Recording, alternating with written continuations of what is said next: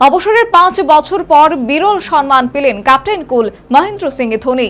চলতি বছরে আইসিসির হল অফ ফেমে অন্তর্ভুক্ত করা হলো ভারতের এই প্রাক্তন অধিনায়ককে। ক্রিকেট জীবনের দীর্ঘ সাফল্যের কৃতিত্ব পেলেন ভারতের প্রাক্তন অধিনায়ক মহেন্দ্র সিং ধোনি।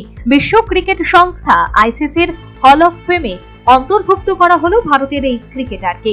ক্রিকেট জীবনে অসাধারণ সাফল্যের এই সম্মান জানানো হয়ে থাকে আইসিসির তরফ থেকে। একাদশতম ভারতীয় ক্রিকেটার হিসেবে ধোনিকে এই সম্মান জানানোর কথা ঘোষণা করা হলো।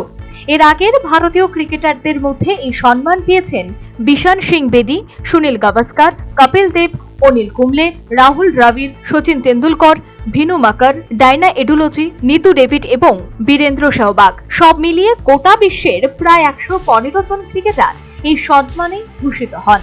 2004 সালে ভারতের হয়ে অভিষেক হয়েছিল মহেন্দ্র সিং ধোনির। 2007 সালে আইসিসি টি20 বিশ্বকাপ দলের নেতৃত্ব দিয়ে ভারতকে ট্রফি এনে দিয়েছিল মাহির হাত ধরে 2011 এবং 2013 সালে চ্যাম্পিয়ন।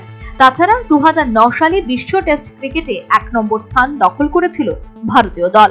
নিজের ব্যক্তিগত ক্রিকেট ক্যারিয়ারে ধোনি অংশ নিয়েছিল 350টি একদিবসীয় ম্যাচে। মোট সংগ্রহিত রান 10,773, গড় 50.57। তাছাড়া রয়েছে ঝুলিতে 10টি শতরান এবং 73টি অর্ধশতরান। 98টি টেস্টে অংশ নিয়েছে ভারতীয় দলের হয়ে।